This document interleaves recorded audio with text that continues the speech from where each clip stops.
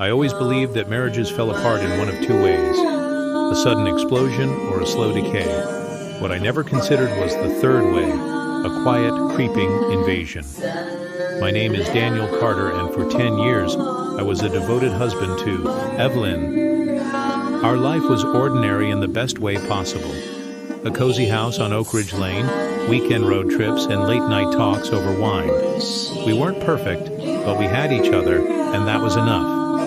Until the day it wasn't. The first synod started with the calls. Evelyn would answer the phone in the other room, her voice low, her words clipped. At first I ignored it. Everyone has private conversations, right? But then I noticed the way she looked over her shoulder before answering. The way she would suddenly put her phone on silent. Then, there were the absences. She'd come home late, smelling like rain and something unfamiliar. Work ran late, she'd say. A client meeting, she'd insist. And I believed her because I wanted to. But the biggest change wasn't in her. It was in me. I found myself questioning things I never used to, watching her movements, noticing every time she touched her phone, counting the seconds she took to reply to a message. Suspicion is a disease.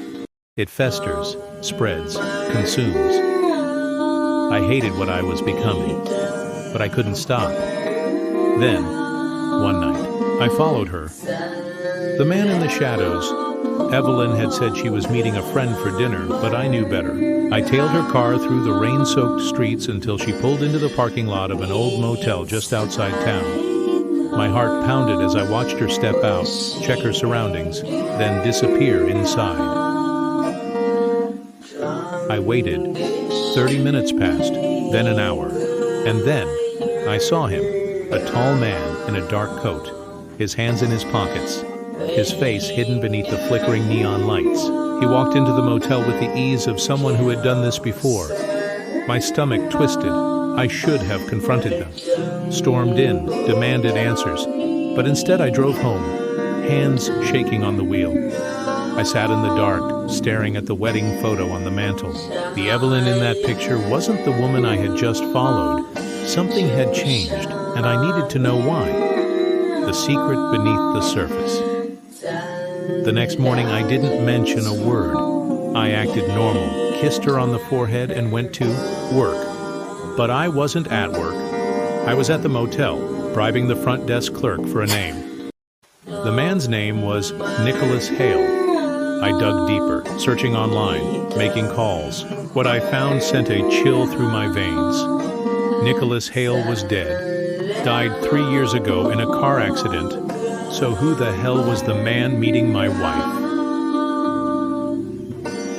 The stranger in my home. I confronted Evelyn that night. She looked at me with wide, unblinking eyes as I told her everything. The motel, the man, the dead name. For the longest time, she said nothing. Then she laughed, a quiet, eerie laugh that sent ice down my spine. "Daniel," she whispered, stepping closer. "I was hoping you wouldn't find out this way." I stepped back. "Find out what?" Her eyes darkened. "That he isn't a stranger. He's been here before. And he's not dead." A chill wrapped around me. "What do you mean?" She tilted her head, a ghost of a smile playing on her lips. "You don't remember, do you?" My pulse roared in my ears. "You killed him, Daniel." Silence. A suffocating, inescapable silence. Then she said 4 words that shattered my world. "And now he's back."